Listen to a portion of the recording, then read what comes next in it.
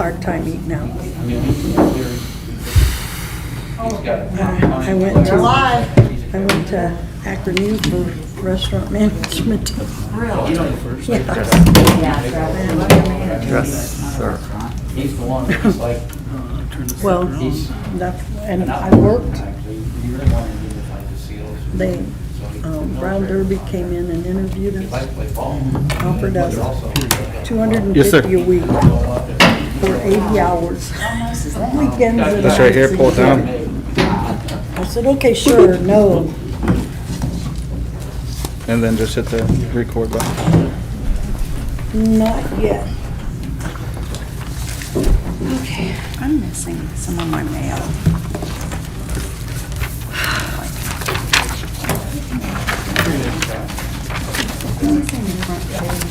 Oh, my little old-fashioned Timex is on time. Okay. Okay. That's the new back page, gotcha. Oh, yeah, it Okay. is. Yeah. Well, every clock in this building is wrong. It's either, it's never on time, it's either. We're going to get started here in a minute. Who's gonna be Mr. Ida? Carla? Oh, my God. For what? Second. He's second. On Park? You are. Mr. No, I'm first. No, I think. It was on the Parks Committee, so who's the third person it on would be Parks? Mr. Jaber. Because We already got that. Second, say, we've he's already second. taken care of that. Yeah, and, yeah, we got that. That's taken care of. All right, we're going to get started here in a minute. Make sure your cell phones are off or on silent. That includes council. There's no reason to be on a cell phone, texting or anything.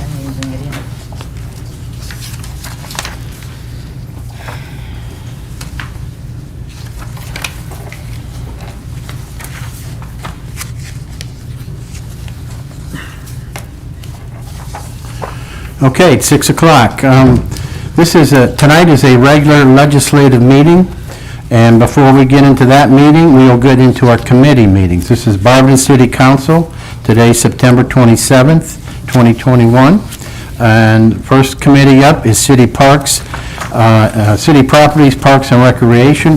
Mr. Heidick is not here, so Mr. Jaber will be taking over. Thank you, Mr. President. City Properties, Parks and Recreation, September 27, 2021. Time is 6 o'clock. Council chambers. Members, Mr. Heidick's not present, and other members noted, and other council members and guests. We have no new requests for legislation. We have a couple pending legislation. The first one is ordinance number 109-2021, titled Appropriation Barberton Community Sports Complex. An ordinance appropriating $6,200 from the unappropriated item, the Parks Revolving Fund, to the Parks Department Operations and Maintenance Budget of the Parks Revolving Fund and declaring an emergency. Any remarks? All right. Hearing none. Okay.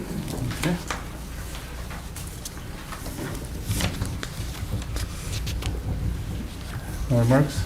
Okay. Second title, second ordinance is ordinance 111-2021, appropriation Mum Festival, an ordinance appropriating $7,500 from the unappropriated item, the Parks Revolving Fund, to the Parks Department Operations and Maintenance Budget of the Parks Revolving Fund and declaring an emergency. Any remarks? Nope. All right. No remarks? Right, and third item is ordinance number 112-2021. No, 111. Oh, I'm sorry, That was a new the other one, I'm sorry, 111 dash. You already did You already, You already We did that one. 111. Yeah, we're good. That's it. that's it. 112, we're gonna skip that one, correct? 3 readings? That's a different, That's my That's a committee. different committee. Okay. So we're at miscellaneous then, we didn't have 3? No, because that You're one, good. she It gave goes us a into new one. miscellaneous. She gave us a new one. Okay, That one for the zoning is mine.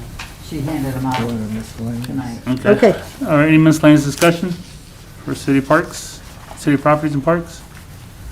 I'd like to say thank you to all the volunteers that helped with the Mum Fest. It was very well visited and very nice. The wind was a little hard. Y'all could have done a better job with the wind, but everything else seemed very nice and seemed to go very smoothly. I didn't see any emergencies. Mr. Javers? Ms. Angelo? And on the Mum Fest, I had a lot of people say, I'm so glad you brought it back, because we missed a year and we brought it back, and they were, happy that it was brought back. And we had some new food vendors and some hula dancers, something different. And it was a great success after being off a whole year and not knowing. We were packed to capacity when you're looking at crafters and food vendors and commercial vendors. And hats off to Tammy Simmons, the first time she's had to do this, and Kara, and the volunteers were super duper. So I wanted to thank everybody too, along with Kara and Tammy and Don. Thank you. Thank you. Any other remarks? Concerns? All right, and a motion to adjourn, please. I'll make that motion. And you second And I it. will second that. And we are adjourned at 6:04. With that, I pass, sir. Thank you very much.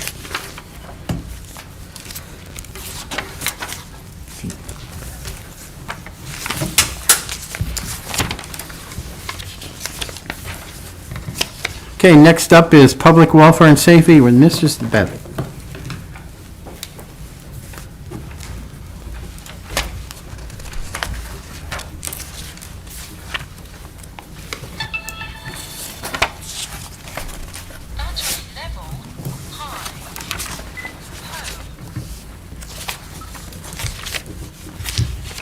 Thank you, Mr. President.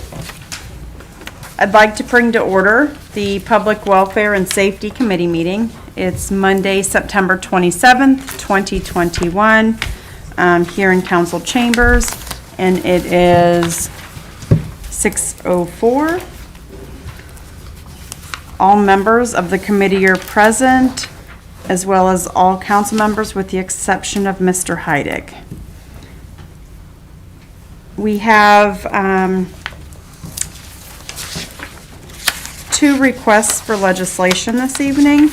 The first one is a letter from Chief Persley requesting legislation to enter into a contract with Stryker in the amount of $93,467.24 for the purchase of 4 power load cot fastener systems to be installed in the Barberton Fire Department's ambulances.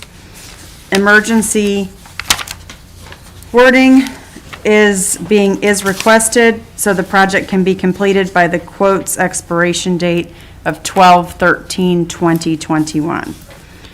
Chief Persley did pass out, looks like an information sheet regarding what the cot fastener system is. And I believe he has a presentation so that we have a better idea of what we're talking about. Thank you.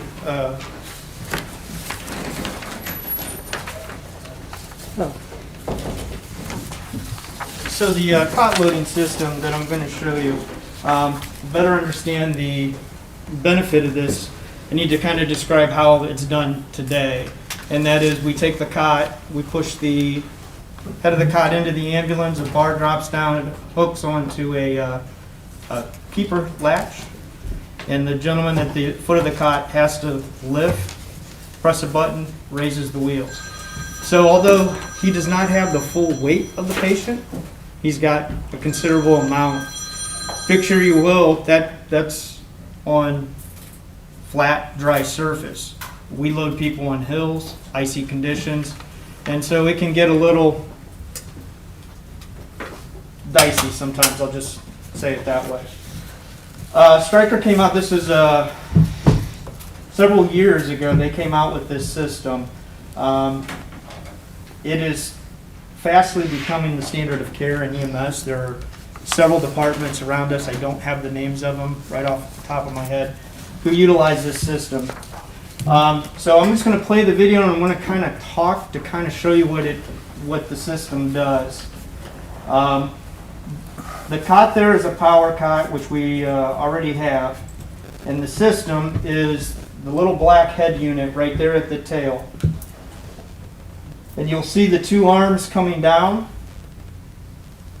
And so what the attendant does is he pushes the cot in, and you'll see that the arms go up, take all the weight of the cot and the patient, and pulls it into the ambulance. From a patient safety standpoint, it doesn't get much safer for a patient. From a first responder standpoint, way safer than what we currently are doing.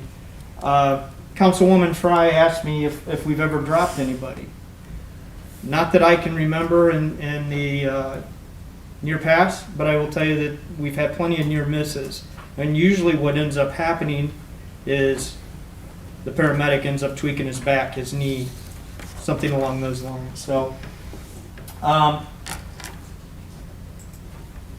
these systems are very expensive, as you can tell by the quote. I mean, that's 4 of them. But it would create a much safer patient loading and transporting and first responder safety.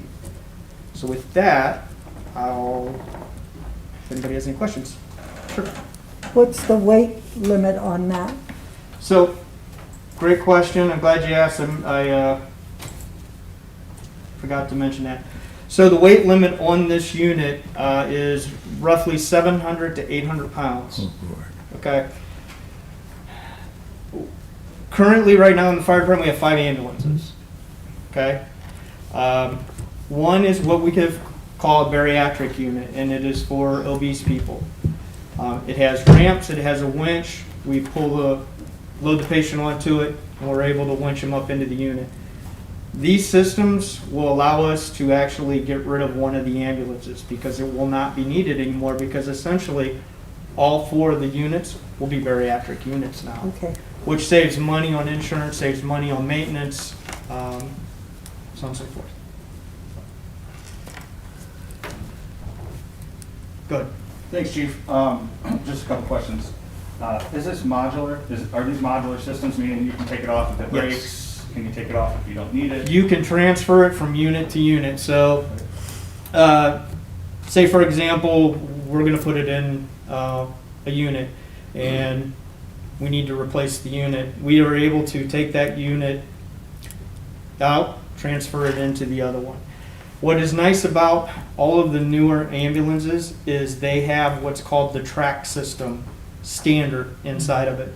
We do have one unit over there that's going to require some modification, where they're going to have to come in, cut the floor, put in a what they call a floor plate, which allows the system to be mounted to it.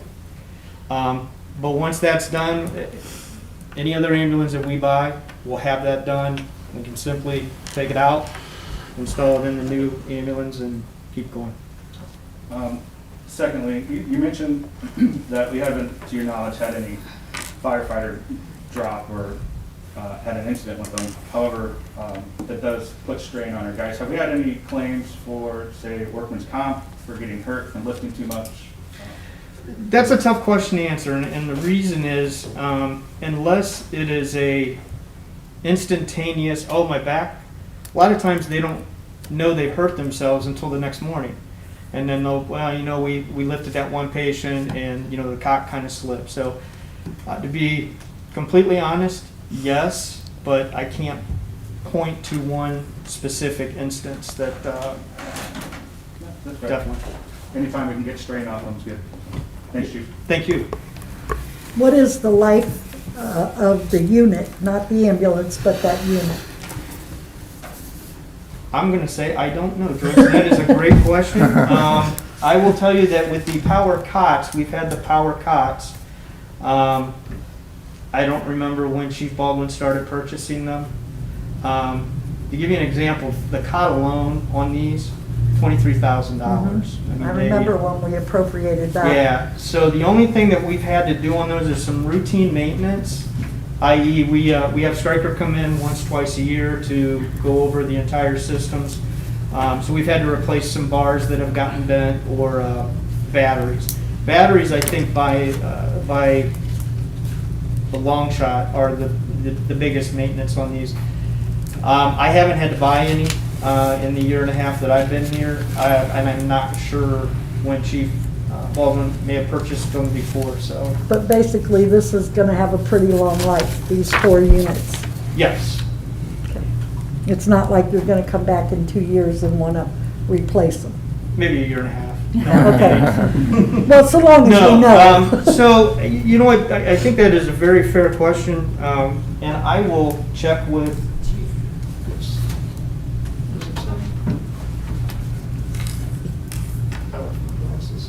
There we go. Looks here, it looks like it says 7 years. Yeah, 7 years.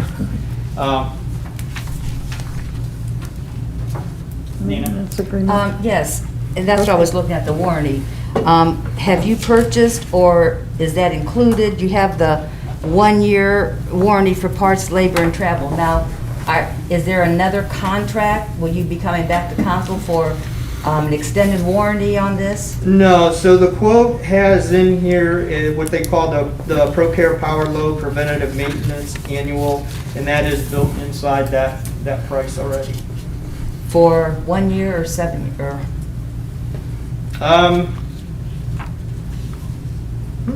Because the warranty says 1 year parts, labor, and travel, and then there's another option, So extended there's the warranties warranty. available. I'm sorry.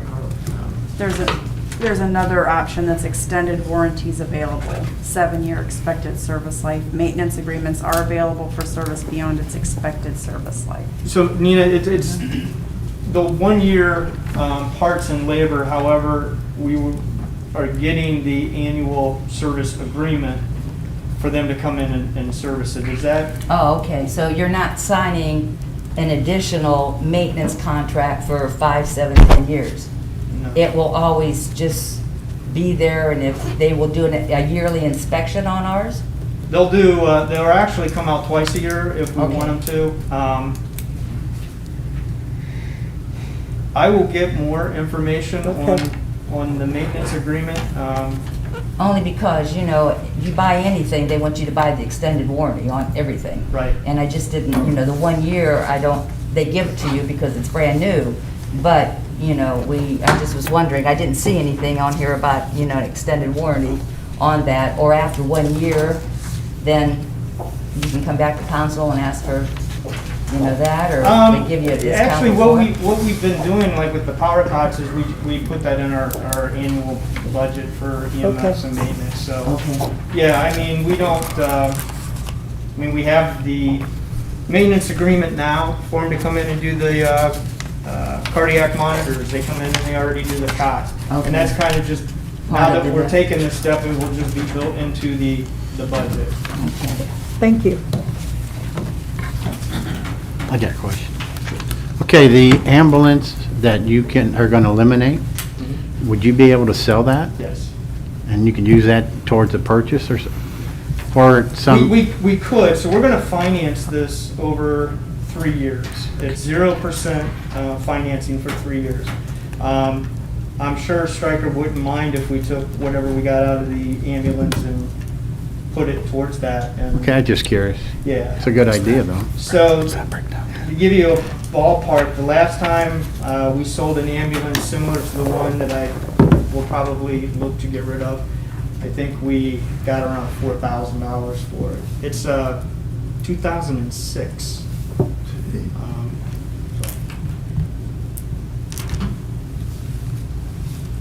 Anything else? Yes, sir? Just for clarification for everyone, so useful life is a term that gets used throughout many industries, and just because it says there's a 7-year useful life, doesn't mean that after 7 years it won't be usable anymore. I mean, a lot of vehicles have a 5 to 10 year useful life, and you use it for 20 to 25 years. There's other equipment, skid steers and backhoes and things that have a useful life of 10 years that you keep for 20, 25 years. So it's just a measure that the manufacturer puts on the equipment. Thank you, Kurt. Is this something that can be paid for with the fire levy? That's how we are That paying is for how it. we're Yep. paying for it. Yep. Through our capital improvement, yes. Chief, I just have one more question. I know you do your homework on this stuff, so how there's an issue in technology that things become obsolete and they become unsupported. Do you see this being an issue for this company? Stryker's been around for a long time, and certainly anything that has electronics, which this does, is a risk. I can't give you an answer that, oh no, we'll be, it's never going to go obsolete. It will. I mean, even the life pack monitor that we've just replaced, we're replacing it because the one that we had before it is obsolete. You can't do the medical treatments that are required by us, by our medical doctor. So these have been around for several years, and You're confident that if it broke, we would be able to get parts for it throughout its lifetime? Yeah. Okay.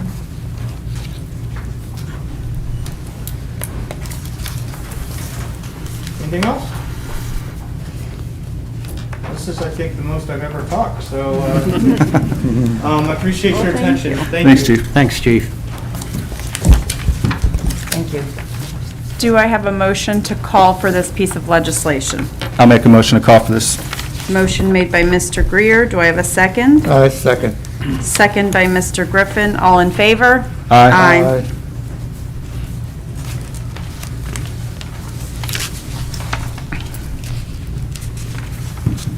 The second request for legislation is a letter from Justin Greer requesting legislation to amend Section 674.02, Notice A and B, and 674.04, Cost of Abatement, A1 and A2 of the Barberton Codified Ordinances. And this is with respect to the nuisance law. So I'll go ahead and let Mr. Greer explain to us his thought process and what we have here. Sure. Thanks, Chair. Does everybody have just an outline of what it is here? All right, so this is in reference to the nuisance, how nuisances are handled here in the city of Barberton through the police department. And it's a change, but I just want to explain how this came up and the history behind this. So when I first got on council, there was a troubled property that we were dealing with in the neighborhood, and one of the first calls you make is to the police department to see if there's any previous calls to that property. There was, and they were very close to being, and then I asked Chief Morber if there was anything we could do, and he said no, but our nuisance law says that there's three nuisance calls to that property, and then they can start doing something. So he did say that they're one call away from being able to actually do something at the property. So I checked in about 4 months later, which happened to be around January, and Chief told me that the nuisance count was reset. And the way that works is that how they count their nuisance is through calendar year rather than like a rolling 365 days. So if in this instance it prevented me from moving forward as a council person to try to do something about this property, and it prevented the police department from citing the property even though they continued to be a nuisance because the count had been reset, and then we just had to deal with it until they hit that marker again. Well, they did hit that again that following year, or that year. So it also has come up that this property continues to be, and there is other properties, I've confirmed with Chief Morber that there is other properties that would qualify, that this would affect. So as a property continues to be an issue in nuisances, if it rolls into December 31st and becomes January 1st, then any steps that the police department took in that nuisance list gets reset. So what this is doing is changing how they define the count, or how they count and increment nuisance calls to a rolling past 365 days rather than 365-day calendar year. Meaning it's a true year back to the earliest nuisance rather than just being reset every year. So that is what this is and entails. I went through the ordinance. Everything here was suggested, changed. I'm assuming that where it was passed mustered to come here, and I will verify again. But this was just suggestions made by me, and I don't see any changes on it. So that's what this is. Carla? Yes. I'm sorry, I was reading. Thank you, Chair. I understand it's the, rolling calendar, so the first offense could be in June, and it would be the following June. And that's fine. I don't have a problem with that. But after doing the research on this, Justin, I was kind of surprised that the service fee, you didn't change anything or make a recommendation. They get their first offense, they get a warning, and then their second offense. Should it be in a step, up to it, instead of just the basic $100? If you get your $100 as your third offense, is that right? No. Is that how it works? And Yeah, then, increments after that, yeah, yes. and then your fourth offense up to the fifth offense is $200. I think if you're going to change that calendar year, and then maybe, I'm just suggesting that, that the fees may be stepped up, 100, 150, 200, something. When you get to the fourth or fifth offense, $200 is, to me, would be the same as $100 that they've already got a warning. And this goes to the landlord.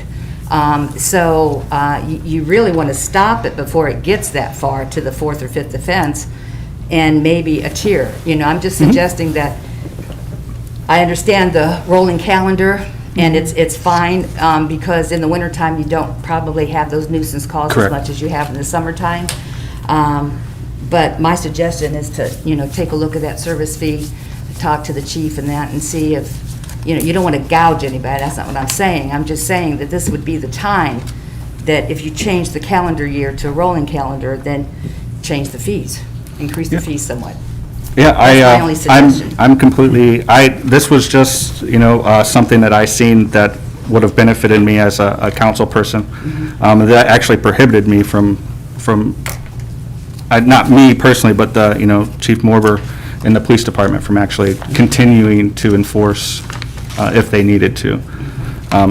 And I personally have no issue with upping the fees. I do want to mention that Mr. Morber's, chief's not here to speak on it, so I don't want to speak on his behalf, but he did mention when I was talking to him about it, that he didn't want this to be the end-all. He didn't want this to be like something that they're enforcing, and that may go towards fees. He didn't want it to be like this big thing, but he did recognize that there was an issue with the logic of it.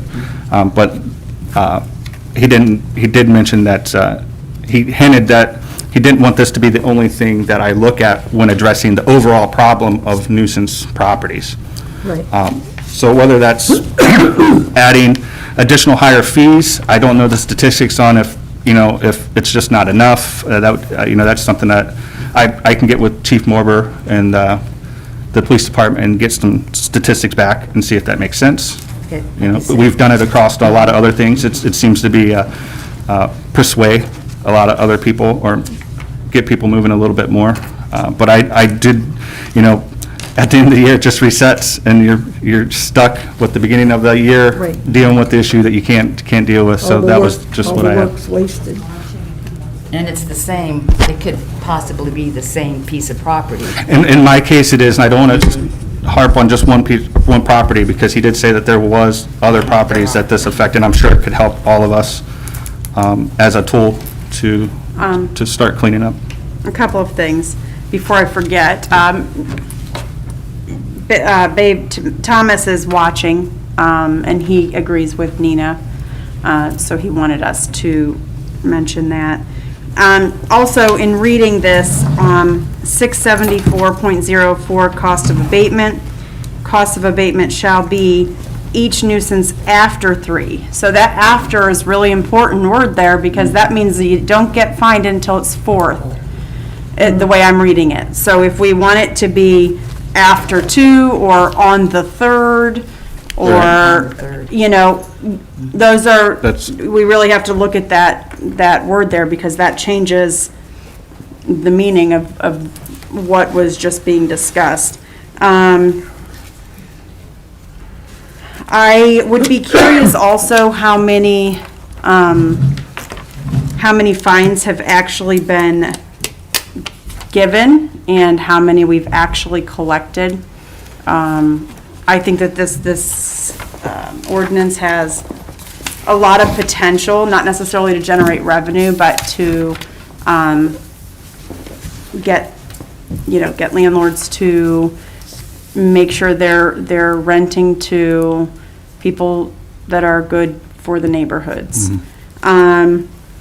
So that would be those would be my only questions is, how many have we cited, how much money we've collected? Does it cause a problem I would like to check with the chief and see if it causes an excess of work to keep track on a rolling calendar, or do they I'm not certain how they do it at this point.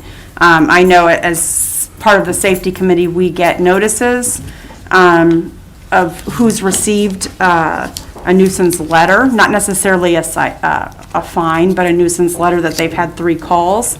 And I can tell you it's not a lot of them. So I don't want to overburden the police.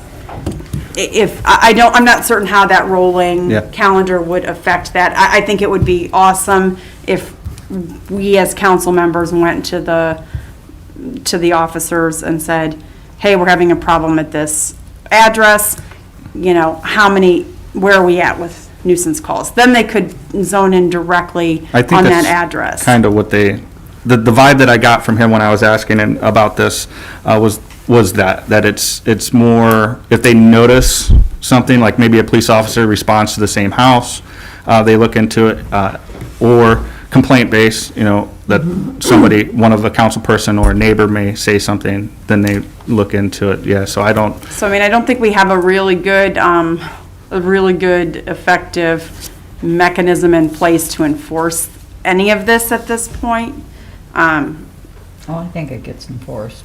Oh, yeah. I've had quite a few letters from my ward. Yeah. Honestly. Have you there had- are steps that they take after they start Right. fining, because the people call me and want me to get them out of the fines, and I said, that's a police matter, that's. Right. Yeah. I would say I've And I had maybe don't think 30 it this is year. all renters. No, I would agree. I think some of them are owner occupied, and, Right. so we can't just say, No, I fine the absolutely agree. landlords or whatever, because No, it's the more. homeowner obviously gets fined. That's what's in place. Yes, Mrs. Angela. From what I understand, all the police have to do, it wouldn't be changing it from the calendar year to a rolling calendar, is that they can put an address in and it pulls up everything. So it wouldn't, that was kind of my concern, because I didn't want to have we're so shorthanded in each department that somebody would have to do some extra work. But from what I understand, whatever their system is, they could pull an address up and it will show everything on it. So it's not going to cause any problems. And I don't know how far it goes back, maybe just a year. I don't know. Didn't ask that, but that's what they could just pull up an address. Yes. Well, and also on the enforcement side, the chief, the police have a lot of discretion, so an address gets 3 calls, it doesn't necessarily trigger it. You kind of investigate to make sure it's a real, true call. It's not, a neighbor feud, and they're just calling the police to call the police. Yes, Mrs. Yes, Moore. this absolutely does create more work. I don't know how you think this doesn't create more work. Well, the chief told me. January 1st to December, well, the safety director can speak to this then. Yeah, I don't want to make this a longer meeting than it needs to be. And I don't know if it's statistics or if it's probabilities, but I'm not well versed in either one. However, you pick up 365 days and you move it around, it's still 365 days. You gave an illustration, an anecdotal illustration of, your personal experience, but I don't know if enough, and maybe there was thought given to overall, would it really be more beneficial than January 1, excuse me, to December 31st. And I don't know what the stats would bear out, but it seems to me that one story wouldn't be enough to change this, and it would be more work, because now you're looking at individual calls, dates on every call for every house, versus a set date of January 1 through December 31st. Now, I understand that the chief says that it wouldn't be much different if they're just picking addresses because of memory, that, oh, this is a problem house, then maybe we should have a different kind of tickler system that would help generate even, well, more work, but it would be useful for the neighbors that are having problems. And not every call is a nuisance call, so we have to keep that in mind. So a missing kid, a domestic violence, those don't count. So, you could even have a fight that may not count as a nuisance call. So I don't know how this is gonna work out to our better as opposed to our detriment. Yeah, I appreciate the conversation, and I agree, it will be more work because the idea behind it is that there will be more properties that can be cited. We have an issue in Barberton that we don't have teeth, and I think we can all agree that our follow-through has been lacking. I don't want to put this on the police department only. This is a thing across the board, but this is just one thing that I've noticed, and I'm not necessarily want to create more work. And to be honest with you, how much additional resources is going to be used, we can look into that. I'm fine with leaving this in the committee until we can work out details. This is something I wanted to do earlier in the year, but we need that conversation. If it's going to put a burden on our police force, then we could rethink it. But the first property I had, I don't think it's coincidental that the first property I looked into was the first property that this could have benefited. The chief did say that there was some other ones, but he did, and I do want to reiterate, he did make it clear that he did not want this to be the end all to try to for enforcements on properties. But he did acknowledge that it does reset, and there is times that properties, they can't do anything else because it did reset when they could have. Mr. Greer? Go ahead. Oh, yeah, I'm sorry. That's okay. What constitutes a nuisance? I mean, code violations or just loud music, fighting, gunshot? Because I have nuisance code violations that I call on, and people, I have one right now, don't comply. They don't comply. They get this piece of paper or whatever, and they don't comply. They don't show up, and there's no fine for them. There's nothing. So we're going to go another year or whatever. I'm just saying we don't have any teeth. That's what I'm saying, because I do it all the time. What, Mrs. Fry? I just wanted to say that I think that this nuisance law is not about property maintenance nothing or about anything that. like that. I Okay. think it's all about the police being called to a particular address. That's And- my Okay. And I do want to say that understanding. when I was talking with the chief about this, he did say that the work that really comes into this is the vetting and the preparation because they do have to vet. There is a strict guideline that they have. It's not every call. We have a lot of domestic violences. We don't, he made it clear that you don't want to prevent people from calling when they have an issue. And that was a concern of his. But there is a nuisance call, noise ordinances, stuff like that, partying, big fires, I'm sure he can give more clear, the ordinances could give a better layout of what actually is considered a nuisance, but not every call is considered a nuisance, and there is a vetting process that goes behind each letter that's sent out. Mrs. Doherty, Yes. can you weigh in a little better about what items generally fall under nuisance? I could, but I didn't know about this. I apologize. Yeah, presentation, I didn't see what he had, I think he sent out an email to the council people, I didn't receive a copy, so I don't know off the top of my head, other than I do know some of the exceptions, and that would be, like I mentioned before, domestic violence, missing children, and it is usually loud music, it's, sometimes it's fighting, it's neighborhood complaints. I don't know, maybe the water can help me out there. Drowning. Well, the service director can help you. Thank you. Animal violations. a disorderly conduct, drug abuse, gambling, health and safety, sanitation, junk cars, obstruction, alcohol, certain types of offenses.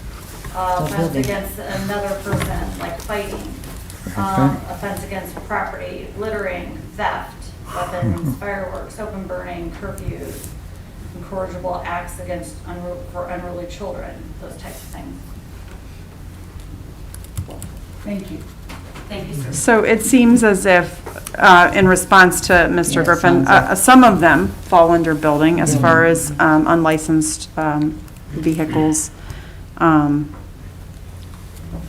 So as chair of safety, it's not that I'm against this at all. I just think that we might want, as a committee and as a council, to maybe invite the chief to weigh in on some of the questions that we've kind of discussed today.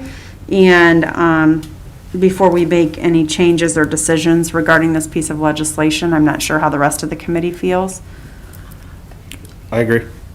It should be done right. Hi, I just wanted, thank you. No problem. I just wanted to say I agree with, wanting to have more done about nuisances. However, I was not aware of the fact that it could be, I was aware of the fact that like animals at large and stuff like that, if they keep getting calls. But how do we work between the two departments to determine if something is a nuisance? If it can be all those different things and it's not just the police. Exactly. Yeah, I mean, on a routine basis, sometimes monthly, sometimes every other month, our planning department, building department, police, prosecutors, fire, we get together and we talk about kind of problem areas, what are those hot spots. So Okay. if there's a common theme or common address, we all know about it. So there may be a bad situation happening, or we don't want to send our building department to that house if there's something going on there. So, we talk about that internally. Okay, thank you. I'm sorry, and thank you for letting Yes. me speak. I just wanted Yes. to clarify that. Additionally, council people can tell us about it. Yes, Can and we do. Council people can tell them about it. Yep. Okay. Does anyone else have anything they would like to share regarding this request? So, hearing nothing, what I'm going to do is I'm going to just ask that we leave it in committee, and Mr. Greer and I can reach out to Chief Morber with some of the questions that were posed today regarding workload and how many instances he feels this actually applies to, and how he feels about the fee structure, and if maybe it should be starting at the third nuisance rather than after 3, and just some of the things that we discussed today. I So, think that's a good idea. And I'm not on your committee. but thank you, Mr. Greer, for bringing this to our attention, and I think that we can work together to get some of these ideas implemented. Okay, so those are all of the requests for legislation that we have this evening. Do we have any miscellaneous discussion for safety? Hearing none, do I have a motion to adjourn? So moved. Motion made by Mr. Griffin. Do I And have I'll a second? second. Second by Mr. Greer. All in favor? Aye. Aye. And we are adjourned at 6:43. Thank you very much. Next up is Rules, Marketing, and Development with Mr. Griffin. Oh, I think he has one. Thank you, Mr. President. Rules, Marketing, and Development. I would like to call this meeting to order today, September 27th. We are meeting in council chambers. We have one member absent, all others present. Tonight, we have no requests for legislation. I am open to miscellaneous discussions. Do we have any miscellaneous discussion for rules? Yes, Mr. Jaber. Thank you, Chair. Question for Mrs. Miller and Safety Director, maybe, helping out. Is there any stricter rules we can make for cattle converters getting stolen in the city? Can we get like more strict rules or strict laws we can make, or through city or through For law what? department? Catalytic Cattle converter. converters. Is there like more, Say that last part. the cattle converters, the big trend right now of them getting stolen and ripped off and, you know. Did you say catalytic converter? Yes, ma'am. I can't I probably this thought on. you said capital murder. Oh, no, no. Cattle converters. Yeah, we want stricter rules for that. The State House is right now discussing a piece of legislation forcing scrap yards Not to to take it. have proof and the catalytic converters, where they came from and all that, because right now that doesn't fall under that kind of burden of proof, if you will. So they're discussing that at the state level. If we could do something in addition to that locally, I'm not sure.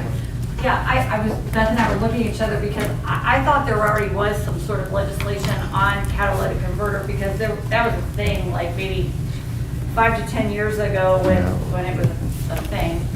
No. I'm sorry. Go ahead, no. The metals that were inside. Yeah, it has some They don't sort of know. precious metal in it, I don't know. But yeah, I can certainly explore that, I don't have a problem.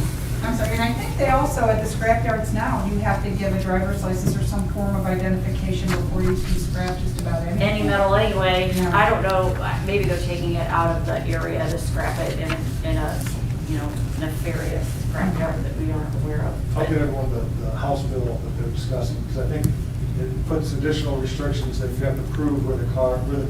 Oh, I see, okay, all right. If you work for a body shop, you work for a Yeah. junk store. That's good through the state legislation, but is there anything we can do locally, like, you know, She said she's gonna look into it. okay. Yeah, certainly, I mean, for gosh sakes, I think they took it off the APD lot, so I'm not sure, you know, Yeah. if they're so, you know, Brazen.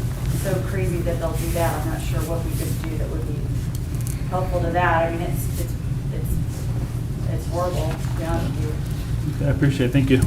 They've got all of our parks trucks too. Well, thank you, Mr. Jaber. Do we have anything else for rules? Hearing none, do I have a motion to adjourn? I'll motion to adjourn, sir. I'll second it.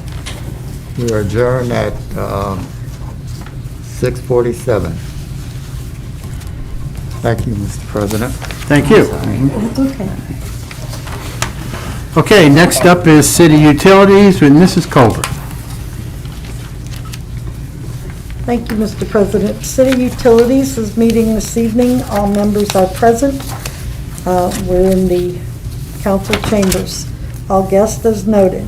We have no requests for legislation. We have no pending legislation. Does anyone have any miscellaneous discussion for utilities from the committee? That would be you two. No. No? Anyone from the council? Mr. Weaver, do you have anything to say to us? No, I don't. Okay, hearing nothing, Should have waited 5 seconds. do I have a motion to adjourn? I'll make a motion to adjourn. I'll second it. We are adjourned at 6:47. Okay, thank you. Next up is finance and personnel, Mrs. Fry.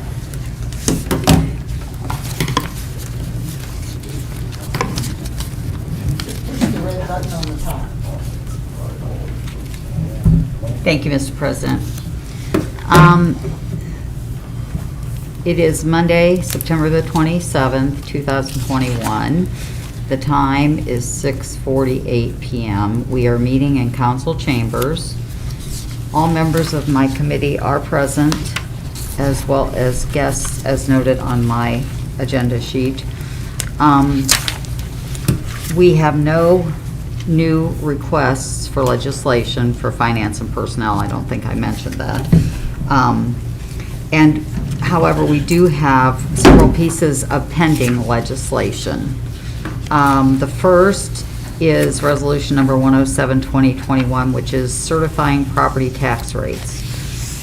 A resolution accepting the amounts and rates of property taxes determined by the Budget Commission of Summit County and authorizing the necessary tax levies and certifying them to the Summit County Auditor for the year 2022 and declaring an emergency. Does anyone have any questions about this or comments about this piece of legislation? No comments. Or discussion. We've been discussing this though for a couple weeks. The second piece of pending legislation, which is on the agenda for this evening, is Resolution Number 108-2021. This is titled Advance of Local Taxes, a resolution of the Council of the City of Barberton authorizing the advance of local taxes by the county fiscal officer for the year 2021 tax year payable in 2022 and declaring an emergency. Any comments or discussion on this particular piece of legislation? Okay, no comments or discussion.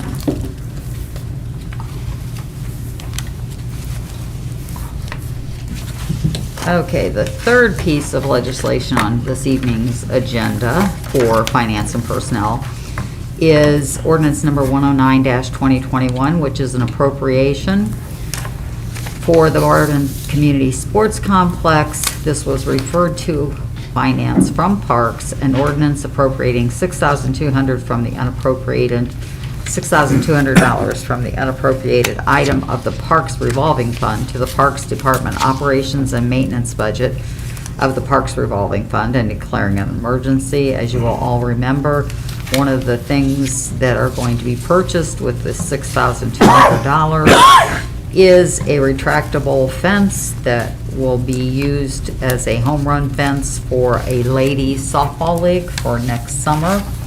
Any comments or discussion on this particular piece of legislation? Again, no comments or discussion. All right. The next piece of legislation on tonight's agenda for Finance and Personnel is Ordinance Number 110-2021, titled Appropriation Lake Anna, an ordinance appropriating $2,500 from the unappropriated item of the Parks Revolving Fund to the Parks Department Operations and Maintenance budget of the Parks Revolving Fund and declaring an emergency. This was also referred to Finance from Parks, and this was the money for the purchase of the new swans. And through the fundraising event that they had, we did get enough money to buy the swans. However, we cannot take those fundraising funds directly, so we have to do it through the city. Any discussion or comments on this? The only comment I have is they escaped twice on Saturday. They don't like the Mum Fest. No, I think it was the water show. Yeah, the water show. They don't like skiers either. Okay. The next piece of legislation is Ordinance Number 111-2021, titled Appropriation Mumfest. This also was referred to Finance and Personnel from the Parks Department. An ordinance appropriating $7,500 from the unappropriated item of the Parks Revolving Fund to the Parks Department Operations and Maintenance budget of the Parks Revolving Fund and declaring an emergency. This particular appropriation was for the Mum Fest, and it will cover the cost of some of the mums that were previously donated. Do I have any comments or discussion on this particular piece? Mrs. They sold out of mums at 4:30 on Sunday. Okay, good. Thank you for that comment. At 4:30? Yes, ma'am. Okay. And at Coburn, I didn't finish it. Now, I'll open up the floor for any miscellaneous discussion for Finance or Personnel. Finance and Personnel. Mayor Judge? Yeah, I'd like to introduce two gentlemen who are here to talk to you guys about a proposed development here in town. Mr. Doug Weintraub and Mr. Ryan Summers are here to talk about the former Trushan Farm property, which is off of 619 5th Street over by Lockwood Road. So they're here to talk about the proposed housing development. A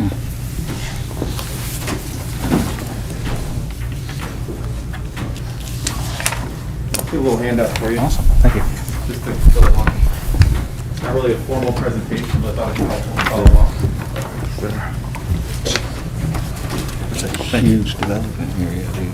That's like 100 and some acres, ain't it? Thank you. Thank you. That's over by you. Second one? That's not Barberton, though. Huh? That's not Barberton. Right here? Is it? The entrance to it. Yes, that's right. So, good evening, and I appreciate the opportunity to come and speak before you. We're very excited to present this opportunity to you. I'll start with introductions. Doug? My name is Doug Weintraub, and I'm an entrepreneur, and I currently run the Bounce Innovation Hub in Akron, and I'm one of the developers in the project. And I'm Ryan Summers with Project Management Consultants. We're part of Thompson Hine, the law firm in Cleveland. We focus on complex project delivery and real estate and corporate, the corporate world. And maybe, Doug, want to give a little history of? Yeah, I think hopefully the folks that are looking at on the council that are looking at the project in their hands are familiar with the property. And the property has had a long story past. My family has been involved in that area for many years. My father was a scrap dealer off of Van Buren, and we also owned a number of rental properties in the early 80s and 90s, and have a long history with the city. I used to work all my summers with my father in the scrap yard, and I used to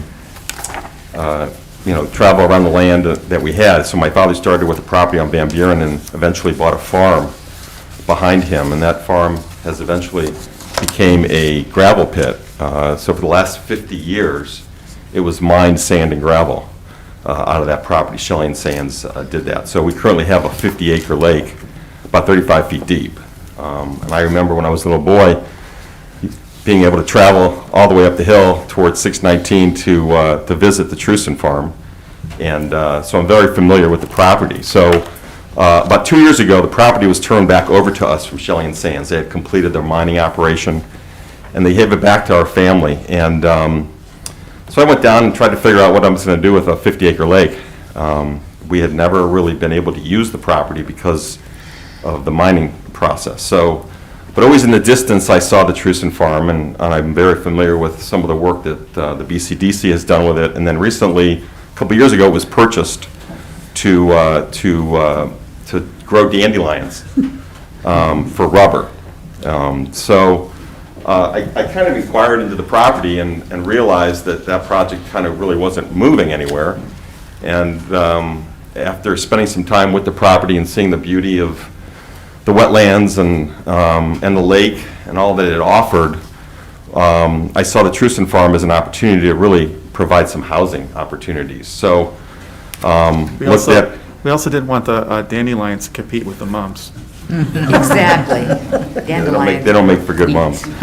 So Ryan and I have worked together on a number of projects, both in the real estate marketplace as well as entrepreneurial ventures.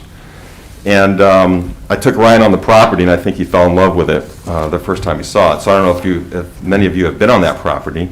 I know some maybe have been on it a long, long time ago. But it's absolutely a beautiful piece of property, and when you're standing on it, you really don't even realize, where you are, what city, what county, what state. And it's a natural for a housing opportunity. I think over the decades, it really hasn't been thought of in that way. It was looked at more as an industrial opportunity. Want me to kind of talk about the, so, Doug brought up the industrial opportunity, and it's 120 acres, but probably only 50 to 60 of it is usable from a development standpoint. It has beautiful wetland areas, wooded areas, and it has a great corridor that connects to the Weintraub property and the lake. So when we first looked at the opportunities, how can we preserve those natural features, but also create something that is impactful to the community from an economic development standpoint? We'll provide a project that doesn't, something that doesn't exist, that we think that will be not only successful from an economic standpoint, but, bring something that you don't have. And what we came up, we're focused on luxury apartment homes that are horizontal, they're not vertical. They look really like single-family homes. You really wouldn't tell the difference. But there's a huge demand going on through not only in Ohio, but throughout the country where empty nesters, professionals, millennials, they want freedom and flexibility, but they also want something that's nice. They don't want to walk up flights of stairs, have people live above them. And it's really what we will call a horizontal apartment project. We successfully completed a very nice high-end project in Twinsburg, the city of Twinsburg. We have a project, Riverwood, it's in the valley. It is, we just broke ground, has a beautiful connection to the park. And we have another project that's broken ground in Cuyahoga Falls. So we have, we're also planning one that's in the early stages in Sagamore Hills. So we have a lot of projects like this in Summit County. It's been very well received. And that's about 50 to 60% of our planned development. We haven't totally set the programming yet. And then the balance would be single-family homes. Again, we've done a full-blown market study. The New Haven project will likely be sold out by next April or May. We want to be a step above that, in all due respect to New Haven, but something that is different, that has green space, that's likely a higher-end product in terms of the for sale. And we think it'll be a nice mix of, for example, if you have a physician or a nurse that's at the hospital, they're likely having, if they want this type of home or this type of rental opportunity, they're having to go outside of your community. And we think with the natural features, the green space, and the ability for us to, don't be affordable, but definitely we consider a higher-end luxury product both on the rental and the for sale side. We've started working with your city staff planning infrastructure utilities. The site has challenges. It likely will need a pump station from a sanitary sewer standpoint. There'll be a lot of roads and infrastructure, but we brought on Davey Resources, Travis Crane. He's knows Trevor Hunt well. They've worked together in the past. And Planning Commission, we've engaged with them as well. We don't have a set, path, and we're looking for just to introduce the opportunity to you. We'd love to receive feedback. We'd love to have questions, both, anything that you see that's something you may not like or want to see different, but also things that you see as positive that you want us to expand upon. So with that, I'll be quiet or turn it back over to Doug. Yeah, I think the opportunity is, as Ryan mentioned, is some horizontal apartment homes, as well as some new stock.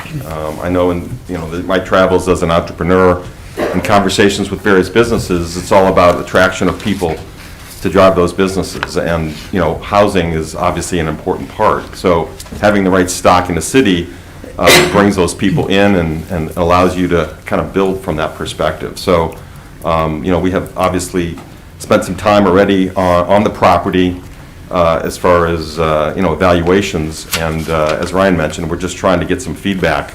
We have obviously had some conversations with the BCDC and others around this property, and we're really excited about what it means. Obviously, its connection, there's a ton of wetlands, as Ryan mentioned. So with that, depending on what we're allowed to do, would be walking trails. Of course, you could, in the fall when you drive by and the leaves are down, you could probably see the lake from 619. And obviously the idea would be to continue some walking trails to allow people to use that. So when you combine that with this type of property, I think it's a very unique asset that the city could be, use as a tool to attract people to the city to live, work, and play here. So We anticipate the total development budget to be around $40 million, so it'll be, meaningful from an investment standpoint. And, in terms of our timing, it's been a challenging negotiation from an acquisition standpoint. We have a very short time frame to act, but we've so far between city staff, planning commission, a lot of the work we've done on our side with due diligence, we feel comfortable up to this point to move forward, even knowing we may not have all of the zoning, whether it's PUD, utilities, totally buttoned up and through your council. But feel like that, you know, it's a great opportunity, and we're willing to take on some of that risk. All right, you know, when you look at the site, there's as Ryan mentioned, there's a ton of wetlands, and our plan is to leave the land as God delivered it. Our intention is not to remove the wetlands, but to respect it, and then the housing kind of flows through it. So, That will as you can also, see there. and one of the biggest things we hear, and Doug knows this firsthand, you know, flooding is a major issue. There will be stormwater that will actually even contain more than the property actually is able to contain naturally now.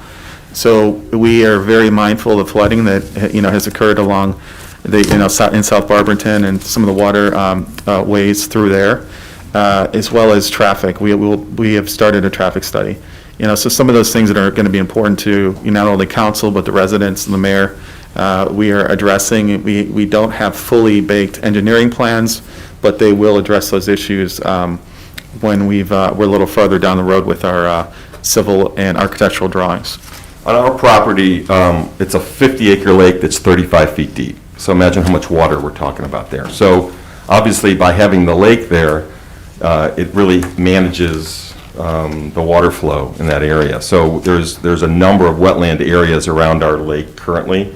And the natural flow from 619 down to Van Buren is kind of flows through the wetlands, and you know, with the combination of some of the retention ponds that you'll see in there, the natural flow through the wetlands in combination with the lake and the way it kind of flows, that's been our plan. You know, we recently dredged our property to allow some of the water that built up in South Barberton to flow naturally, and we had, you know, a good flow that occurred there. So I think it helps, obviously, to be able to have the wetlands and the lake and all that to accommodate that property. But, you know, others have raised that flooding issue, and we're totally get that's an issue. We want to make sure we're not going to create more surface to cause problems. So, yeah, questions? I have a question. Yes. Basements, are these, any of these, the rentals or the houses, do you have basements? We anticipate the luxury horizontal rentals to not have basements. Okay. They would have, for the most part, two-car garage and patios, and again, feel like a single-family home. But just due to that type of renter demographic, they wouldn't have basements.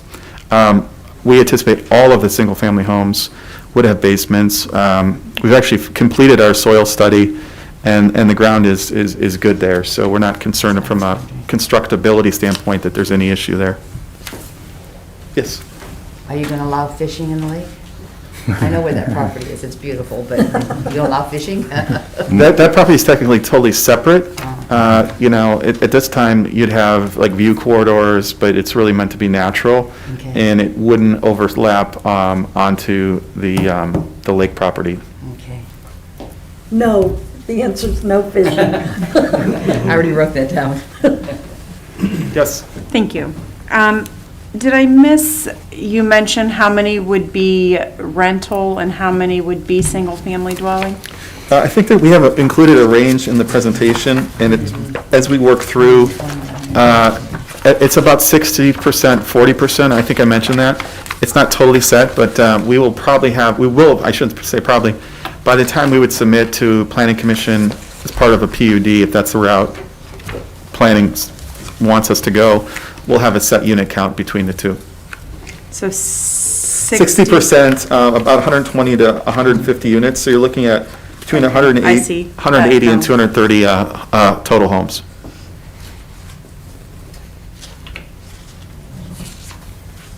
Yes? And then another thing I noticed, they're all two-bedroom, two-bath. Your rental units and your single homes? At least, the for sale homes would likely even be larger, 3-4 bedroom homes on the for sale side.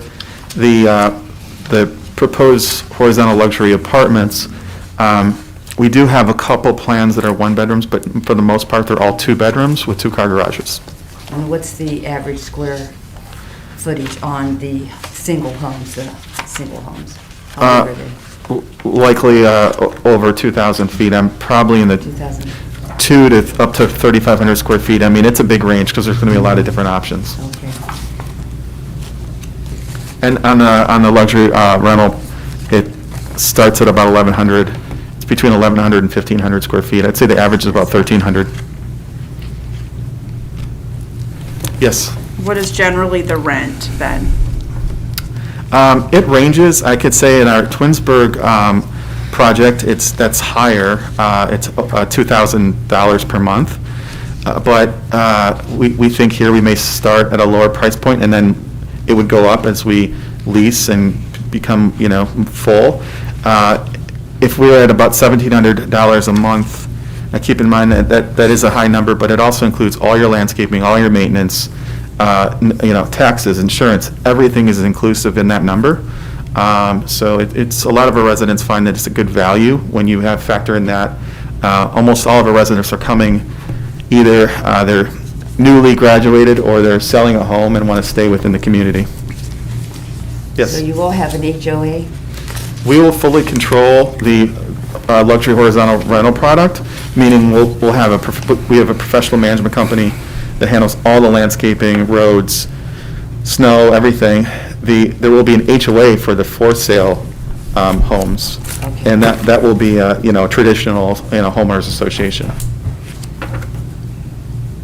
So you don't do the roads? In that case, you would not do the roads in the luxury rental product. Yes. First off, thank you. This is awesome to see. I know you guys, of course, beat on this today, but the flooding that's over in that area, I know property owners over there. I've been working with Mr. Griffin and Mr. Tracy on some flooding issues on Eastern Road that's right there. And by putting in that developer, you mentioned that you would hold more water than the property would retain. But it has to go somewhere, and I think that goes gradually downhill. The city just did work over on Averly Webb to cut a drainage that runs down. It runs underneath Eastern Road through private property and then into the Tusk, is that? A few pieces of. That it runs private through. Property, his being one. Yeah. And then on the other side of Eastern Road is PPG. But there is an inlet on the north end of Eastern Road before you get to it. And then that line shoots to the Tusk. Okay. So kind of two different areas. Yeah. So I know that there's two drains over there, two 12-inch pipes that were over there. The city just put in a 12-inch pipe for an overflow pipe to address the water that was backing up into Averly Webb. And the only reason I know this is because I'm friends with one of the property owners, that over the last decade that pond has grown. You can tell by the fence line, the water is definitely over where the fence was on solid ground. Do you guys plan on lowering that a foot, 2 feet at all? I'm not sure what you're referring to. So on Eastern Road, right on the lake property, there was recent construction over there to lower, rocks were put in a ditch, dug out, I think trenched out. Right. And then the pipe was laid there. Would that be, first off, what that did is it helped the adjacent property owners. It pulled that water that was starting to creep over into their property away. It did lower it. Actually, it lowered it quite a bit, I think, like 4 or 5, maybe 6 inches. So the property owners on that side have noticed no water there, but we've been in a drought too as well. Do you think those two 24-inch pipes, we have one that's actively flowing all the time into the drainage, and then we have one that's a 12-inch pipe that's overflowing? Do you think those would be sufficient enough if you put housing there to ensure that the residents don't get flooded out with a push of water? That's part of the evaluation to make sure that we accommodate that through the retention ponds, and as things will flow through the wetlands, that eventually would come to where the lake is. Like right now, our lake is down probably 3 feet this time of year. But it's kind of a flow process, and it's part of the evaluation. Carol. I can address some of those Oh, I'm questions. sorry. Mr. Tracy, I'm sorry. I'm going to address some of those questions. So the McCafferty Park, or I'm sorry, the Abbey Webb Park issue was unrelated to the two lines that run under Eastern Road. That is actually a separate line that runs under Van Buren that goes straight to the Tusk when that was cleaned out. So that the Abbey Webb Park of things is not affected by anything that has to do with the Trushan Farm area. The two 12-inch lines that run under Eastern Road are from the wetlands, but typically are used for overflow purposes. So there is an identified county ditch on the south side of Eastern Road that is in New Franklin on PBG property that those do drain to. The one that the city installed last year was after a rain event that it was installed as an overflow. There's an existing one that is used farther to the west that is the main source, I think, of the drainage of the wetlands.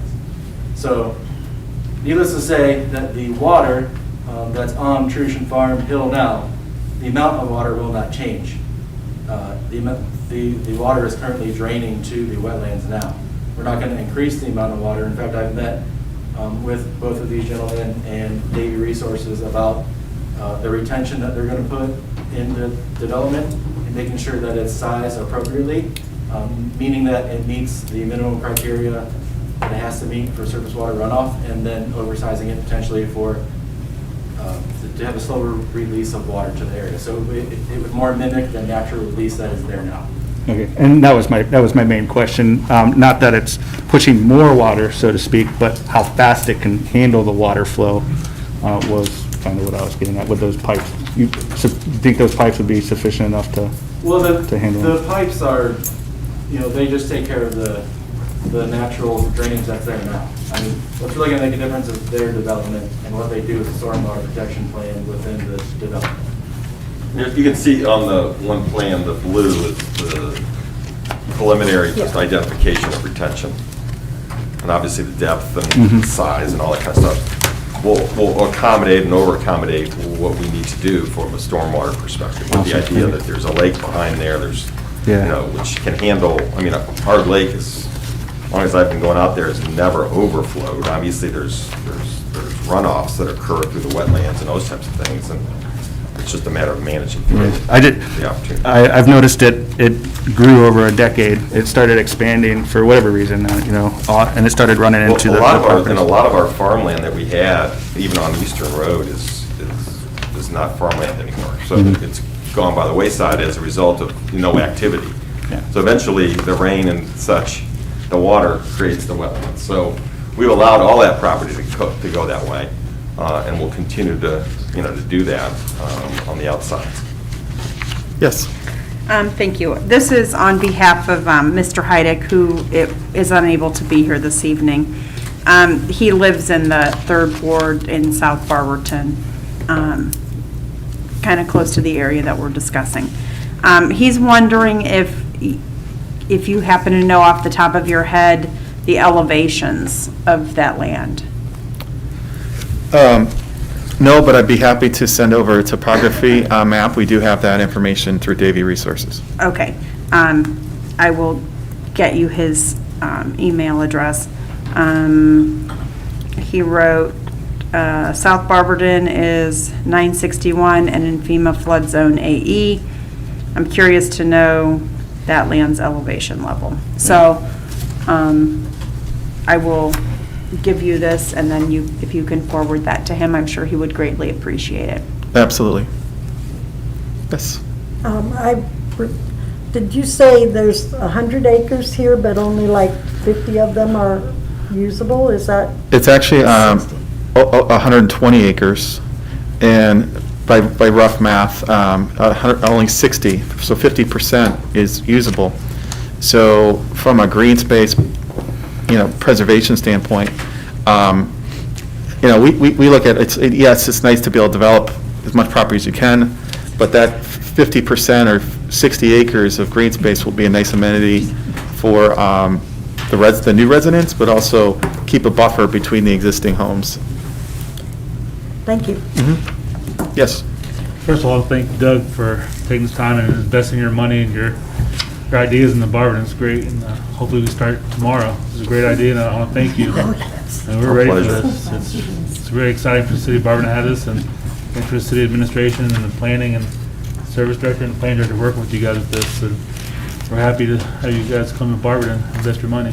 And Ryan, Thank you. I've heard about you before, and you do great work, and we're excited for you. We've been involved with the city and the planning departments and service, and they've been great. I've been talking to them for a long time relative to our properties and some of the things that we could do relative to trailheads and access to the towpath and our property, because you know, when my father had the ideas, and as things kind of evolved, you know, I think it's an opportunity to kind of give back to what we're trying to do. So, I mean, maybe some people say that's cliche and it sounds great because you're a developer and all that kind of stuff, but I really mean that, you know, walking on this property and seeing what it can be, and, you know, supplementing the idea that you're trying to rebuild a city as industry moves out and maybe new industry comes in, technology comes in, and as the hospital expands, you have to have the right housing in order to do that. And, you know, I think based on some of the things that Ryan's seen and that they've developed and what we're hearing from people, this might just be a unique project at the right, you know, the right project at the right time. So, you know, we're really excited to be able to do it.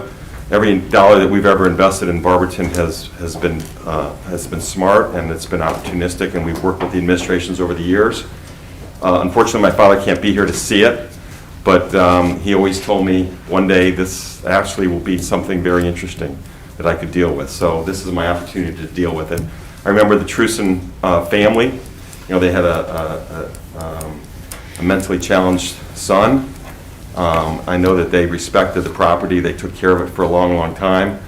And I think somewhere, somehow, they will know and smile down that the property is actually going to be developed back to the city and to the people who can enjoy it. So. Mrs. Doherty has a question for you. Just briefly, it looks like from the diagram here, the map, it looks like it does enclose the quarry as part of the development. Is that right, or am I reading it wrong? It's really just to highlight both Doug's property and that together. It would only include the 120 acres that's the Truson Farm. Okay, thank you. Well, we really appreciate your time this evening, and we look forward to coming back soon. And if there's no other questions, we can step down. We only have one. When do you start? Yes?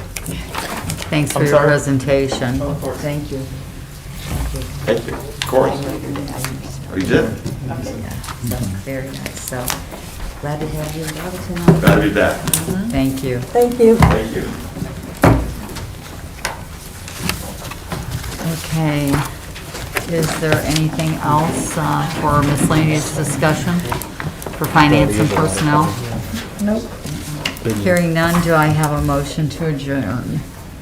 Motion made by Mrs. Angela and I will seconded second by Mrs. DeBevick, and we are adjourned at 7:25.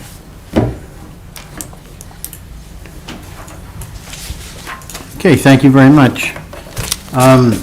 That ends our committee meetings. Our regular legislative meeting, we'll take a 2-minute break and go after it.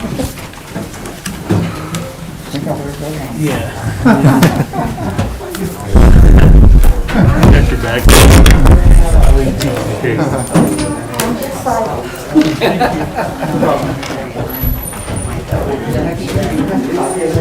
That's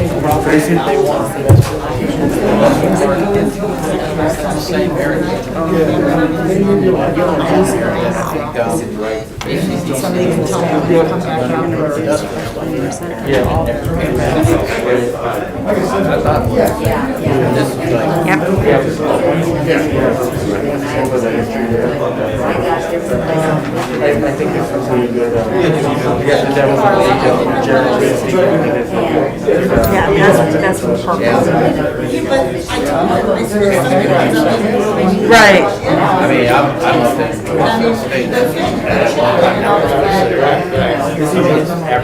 neighborhood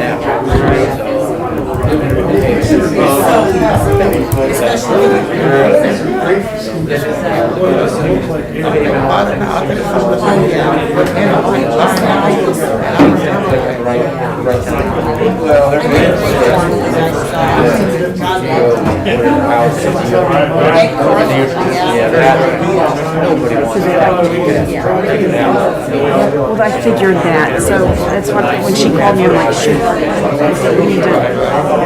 we need to send food, some food. So. I kind of wanted to ask her, like, who the builder of the homes would be. died, right? I think we went through. We have 4 different contractors that got involved, and it ended up, I believe, Rent that people can afford. whatever, they ended up, That's my opinion.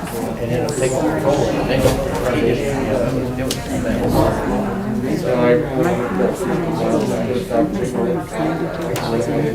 Yeah. And then when we finally approved it, we opened up the sides of the houses and everything, then we had about the courthouse, just thinking everybody. Well, he doesn't really have much of a student loan, he paid it to him. So here, let me show you something. Since 2000, that's the lake, right? We changed it. See how it's there? It's not really. No, I agree. Since 2000. This lake has not always been there, right? So it was a quarter. So I'm having a hard time picturing where it's at, so I think it's like down They let it the area overflow where for that, school, right? Versus in liability, because now that lake has grown that big and it's flooding these other people's property. like that. So if they don't get it under That's the control, only way that I can wrap my head around it's how. gonna keep on going. And I get that they want to let it grow. Yeah. People's houses You won't be able to see much. down here, and this guy would come running out, screaming at me. That because this thing overflows the pipe, the 2 24-inch pipes don't drain it. And that's cool, they want to let it go, they can go all the way to the property line, but now it's starting to overflow all these neighbors and houses right here. Fence there and it's going past the fence line? Oh, dude, take a drive down. So,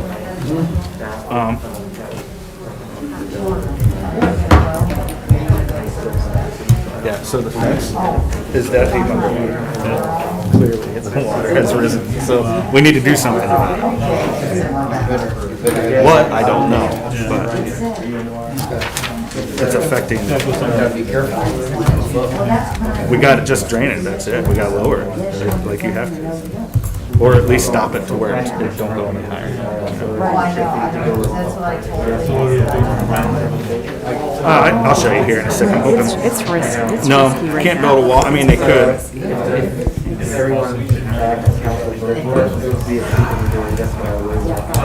Dude, I've been looking into this. I'm just glad now I have a name and contact information I can. Where am I at? Alright, so Eastern Road, Barberton, It's authorizing the rezoning. Eastern Road. Be rezoned RS 46. What's that?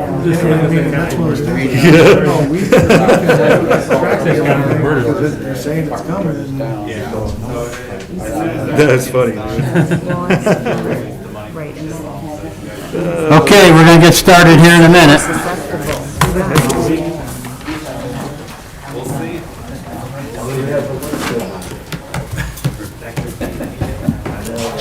I'll show you. But you can drive down there. It's up 3 feet. It's starting to flood everybody's property, so we need to control it.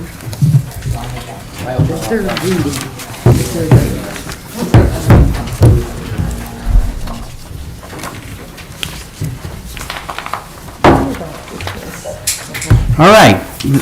This is a regular legislative meeting of the Barberton City Council. This is Monday, September 27th, 2021. The time is 7:26 p.m. Please stand for the Pledge of Allegiance, followed by the invocation by Mrs. DeBevick. I pledge allegiance to the flag of the United States of America and to the republic for which it stands, one nation, under God, indivisible, with liberty and justice for all. Lord, as we gather today at this meeting, we ask that you be in our midst. Help us to make decisions that will be pleasing to you. Help us to be able to discuss the matters at hand in a reasonable way and to be willing to give up having our own way. As always, keep watch over our first responders and military men and women that protect us each day. God, let this meeting be a productive and, as should be the case in all areas of our lives, help us to keep you at the forefront of our minds as we do the work set before us. In your name we pray, amen. Amen.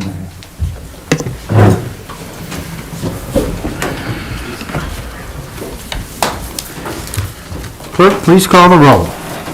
Mrs. DeBevick.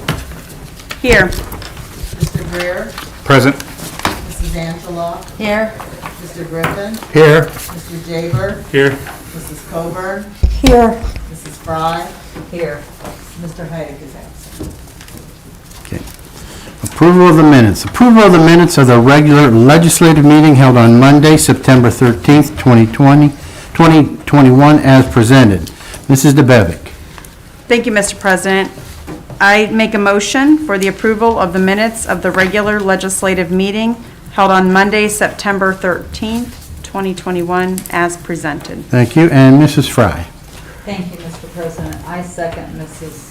DeBevick's motion to approve the minutes. Thank you. It was moved by Mrs. DeBevick and second by Mrs. Fry to approve the minutes of the regular legislative meeting held on Monday, September 13th, 2021, as presented. Are there any remarks? All those in favor signify by saying aye. Aye. Any opposed? Minutes are adopted. Petitions and claims. Matters requested. Citizens addressing council. I don't think we have any. We'll check, though. Nope. Okay. First reading of ordinances and resolutions. Resolution 107, 2021, presented by Mrs. Fry.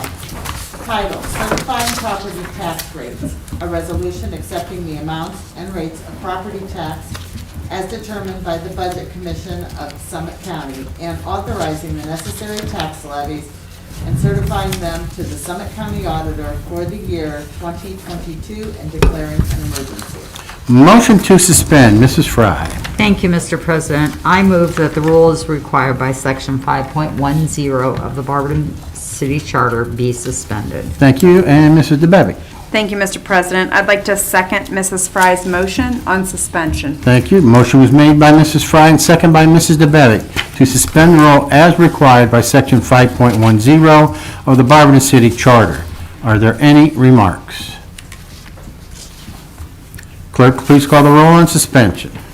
Mrs. Angela, Yes. Mrs. Coburn, Yes. Mrs. DeBevick, Yes. Mrs. Fry, Yes. Mr. Griffin, Yes. Mr. Jaber. Yes. Motion to adopt. Wait a minute. Wait. She skipped Mr. Greer. Mr. Greer. Yes. I'm looking out for the other name, sorry.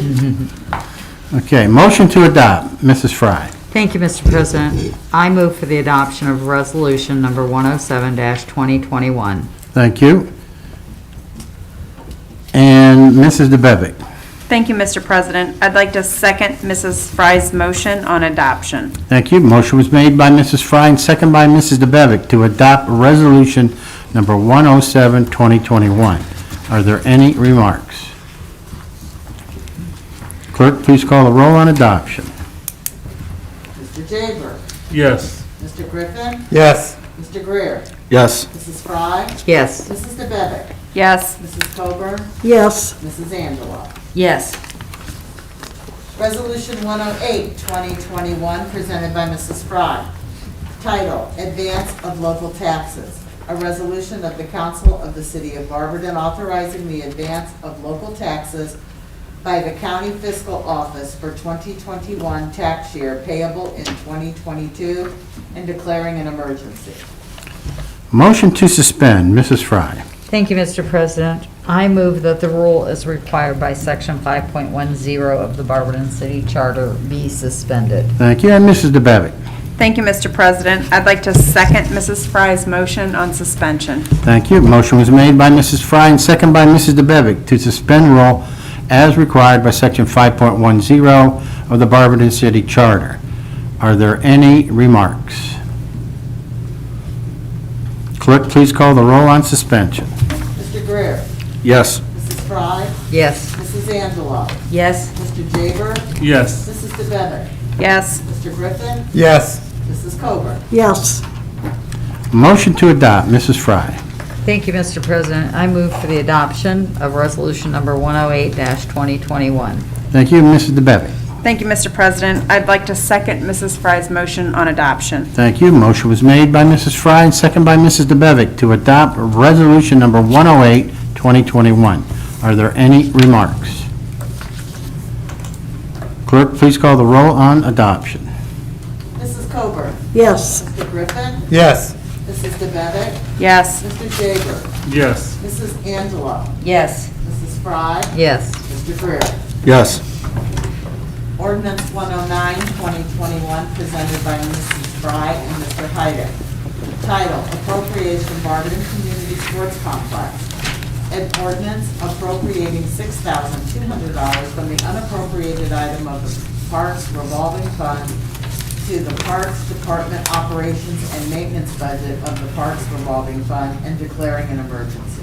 Motion to suspend, Mrs. Fry. Thank you, Mr. President. I move that the rule is required by Section 5.10 of the Barberton City Charter be suspended. Thank you, and Mr. Jaber. Thank you, Mr. President. I'll give second Mrs. Fry's motion on suspension. Thank you. A motion was made by Mrs. Fry and second by Mr. Jaber to suspend the rule as required by Section 5.10 of the Barberton City Charter. Are there any remarks? Clerk, please call the roll on suspension. Mr. Jaber? Yes. Mrs. DeBevick? Yes. Mrs. Fry? Yes. Mrs. Coburn? Yes. Mr. Greer? Yes. Mrs. Angela? Yes. Mr. Griffin? Yes. Motion to adopt, Mrs. Fry. Thank you, Mr. President. I move for the adoption of ordinance number 109-2021. Thank you, and Mr. Jaber. Thank you, Mr. President. I'd like to second Mrs. Fry's motion on adoption. Thank you. A motion was made by Mrs. Fry and second by Mr. Jaber to adopt ordinance 109-2021. Are there any remarks? Clerk, please call the roll on adoption. Mr. Griffin? Yes. Mrs. Angela? Yes. Mr. Greer? Yes. Mrs. Coburn? Yes. Mrs. Fry? Yes. Mrs. DeBevick? Yes. Mr. Jaber? Yes. Ordinance number 110, 2021, presented by Mrs. Fry and Mr. Hyden. Title, Appropriation, Lake Anna, an ordinance appropriating $2,500 from the unappropriated item of the Parks revolving fund to the Parks Department and Operations and Maintenance budget of the Parks revolving fund and declaring an emergency. Motion to suspend, Mrs. Fry. Thank you, Mr. President. I move that the rules required by Section 5.10 of the Barberton City Charter be suspended. And Mr. Jaber. Thank you, Mr. President. I would like to second Mrs. Fry's motion on suspension. Thank you. Motion was made by Mrs. Fry and second by Mr. Jaber to suspend the rule as required by Section 5.10 of the Barberton City Charter. Are there any remarks? Clerk, please call the roll on suspension. Mrs. Fry? Yes. Mr. Greer? Yes. Mrs. Coburn? Yes. Mrs. DeBevick? Yes. Mrs. Angela? Yes. Mr. Griffin? Yes. Mr. Jaber? Yes. Motion to adopt, Mrs. Fry. Thank you, Mr. President. I move for the adoption of ordinance number 110-2021. Thank you, and Mr. Jaber. Thank you, Mr. President. I'd like to second Mrs. Fry's motion on adoption. Thank you. Motion was made by Mrs. Fry and second by Mr. Jaber to adopt ordinance number 110-2021. Are there any remarks? Clerk, please call the roll on adoption. Mr. Jaber? Yes. Mr. Griffin? Yes. Mrs. Angela? Yes. Mrs. DeBevick? Yes. Mrs. Coburn? Yes. Mr. Greer? Yes. Mrs. Fry? Yes. Ordinance 111-2021, presented by Mrs. Fry and Mr. Hyden. Title, Appropriation Mum Theft. An ordinance appropriating $7,500 from the unappropriated item of the Parks revolving fund to the Parks Department Operations and Maintenance budget of the Parks revolving fund and declaring an emergency. Motion to suspend, Mrs. Fry. Thank you, Mr. President. I move that the rule as required by Section 5.10 of the Barberton City Charter be suspended. And Mr. Jaber. Thank you, Mr. President. I'd like to second Mrs. Fry's motion on suspension. Thank you. Motion was made by Mrs. Fry and second by Mr. Jaber to suspend the rule as required by Section 5.10 of the Barberton City Charter. Are there any remarks? Clerk, please call the roll on suspension. Mrs. Fry? Yes. Mr. Greer? Yes. Mrs. Coburn? Yes. Mrs. DeBevick? Yes. Mrs. Angela? Yes. Mr. Griffin? Yes. Mr. Jaber? Yes. Motion to adopt, Mrs. Fry. Thank you, Mr. President. I move that for the adoption of ordinance number 111-2021. Thank you. And Mr. Jaber? Thank you, Mr. President. I'd like to second Mrs. Fry's motion on adoption. Thank you. Motion was made by Mrs. Fry and seconded by Mr. Jaber to adopt ordinance number 111-2021. Are there any remarks? Clerk, please call the roll on adoption. Mrs. Coburn? Yes. Mrs. DeBevick? Yes. Mr. Greer? Yes. Mr. Griffin? Yes. Mr. Jaber? Yes. Mrs. Fry? Yes. Mrs. Angela? Yes. Ordinance 112-2021, presented by Mrs. Angela. Title, amend Barberton Codified Ordinances, amusement devices, skill-based amusement machines, and arcades. An ordinance amending section 836.04B of the Barberton Codified Ordinances, license fee, transfer, and display of amusement devices, skill-based amusement machines, and arcades. Ordinance number 153-2012. Motion to suspend, Mrs. Angeloff. Yes? There's a correction. It's not 153 ordinance, it's 53 ordinance. And it was presented by Mr. Heidig, requested by Mr. Heidig, and presented to Mrs. Angela. Okay. Okay, thank you. Motion to suspend. Go ahead, wait. I have a question. Okay. I was under the impression that Mr. Heidick said this would go 3 readings and Yeah, no it is. emergency. It is. Okay. Yeah, 3 readings. I just want to make that correction because he requested it, so. Okay. This ends the first reading. Second reading of ordinances and resolutions. Ordinance number 99-2021, presented by Mrs. Angela. Title, zoning map amendment, various parcels, Norton Avenue. An ordinance authorizing the rezoning of various parcels on Norton Avenue, parcel 01.15727, 01.13934, 01.13935, 01.02305 be rezoned from C3 Community Center Commercial to I2 Medium Industrial, and parcel number 01.11042 be rezoned from RT40 2 Family to I20 Medium Industrial. I2. I2 Medium Industrial. This will go for a third reading. Ordinance number 100-2021, presented by Mrs. Angela, title zoning map amendment, various parcels, George Street. An ordinance authorizing the rezoning of various parcels on George Street.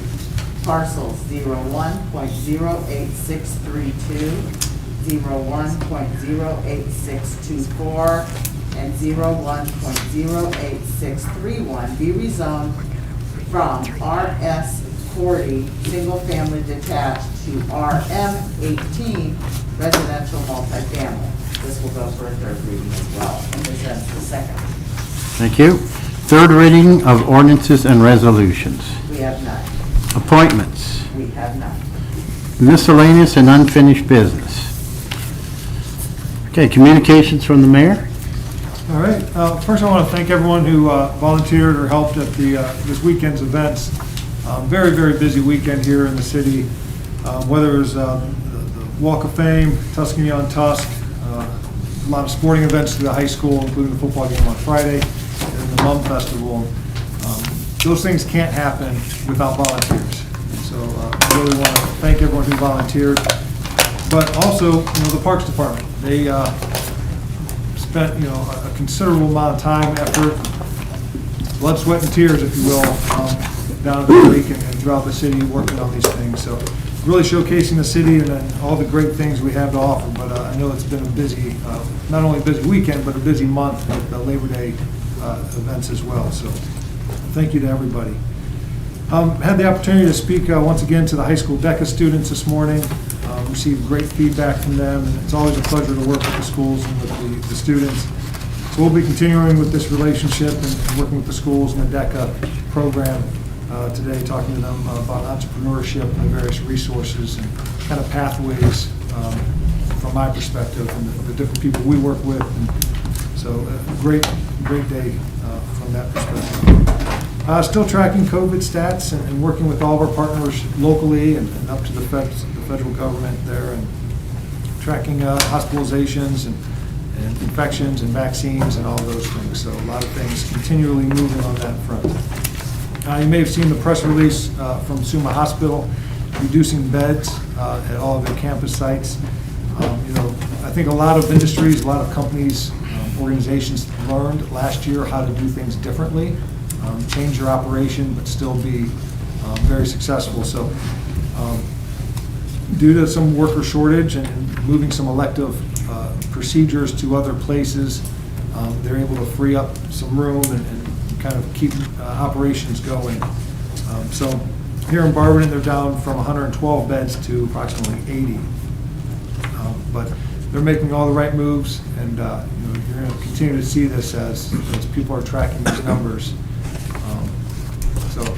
That press release came out this morning, and I've stayed in touch with Dr. Hughes, who runs the Barberton and Wadsworth campuses. So if you have any questions on that, please let me know. We've been working and starting on the 2022 budget. Not the easiest thing to do when you have funding from the federal government out there that's either in our bank account with no strict provisions on how to use it, or anticipated federal funding with the infrastructure bill. But we're working on that and continue to work on that the rest of this year. Tomorrow we'll be meeting with myself and other mayors, meeting with the lobbyists from the Northeast Ohio Mayors and Managers Association. We meet about once a month. He provides updates on happenings down in Columbus at the State House and from DC as well. So a variety of topics. So I'll report back on those if there's interest.